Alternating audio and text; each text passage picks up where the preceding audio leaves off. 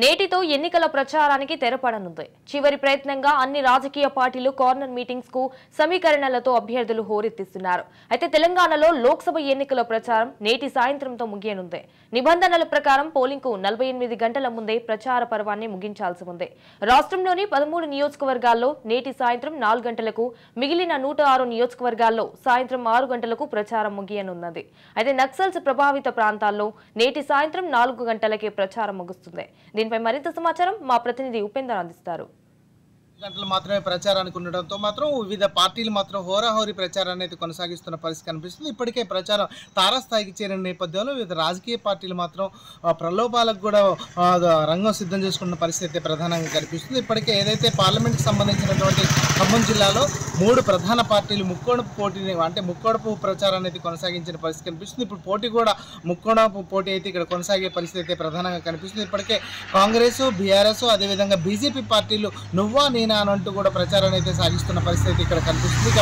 జిల్లాకు సంబంధించినటువంటి కాంగ్రెస్ అభ్యర్థిగా రామసాయం రఘురామరెడ్డి పోటీ చేస్తూ అటు ప్రచారాన్ని అయితే ముమ్మరం చేసిన పరిస్థితి కనిపిస్తుంది. ఇప్పటికే జిల్లాకు సంబంధించినటువంటి 3 మంత్రులతో కూడా తన ప్రచారాన్ని అయితే హోరెత్తించిన పరిస్థితి కనిపిస్తుంది. ఇక బీజేపీకి సంబంధించినటువంటి ఏదైతే ఆర్ఎస్ఎస్ వ్యక్తి తాండ్ర వినోద్రావు కూడా తన ప్రచారాన్ని అయితే కొనసాగిస్తున్నారు. ఇప్పటికే వివిధ రాజకీయ పార్టీలకు సంబంధించిన నేతలతో పాటు అదేవిధంగా జాతీయ నేతలను కూడా ఇక్కడికి రప్పించి ప్రచారాన్ని అయితే కొనసాగించిన పరిస్థితి అయితే ప్రధానంగా కనిపిస్తుంది. ఇక మరికొన్ని గంటలు మాత్రమే ప్రచారానికి సమయం ఉండడంతో మాత్రం వారైతే ప్రచారాన్ని హోరెత్తిస్తున్న పరిస్థితి కనిపిస్తుంది. ఇప్పటికే వారి ప్రచారాన్ని కూడా ఖమ్మం నియోజకవర్గానికి సంబంధించి ఖమ్మం పార్లమెంట్ సెగ్మెంట్కి సంబంధించి 7 నియోజకవర్గాలు ఇప్పుడే ప్రచారాన్ని 2 సార్లు కూడా పూర్తి చేసుకున్నారు.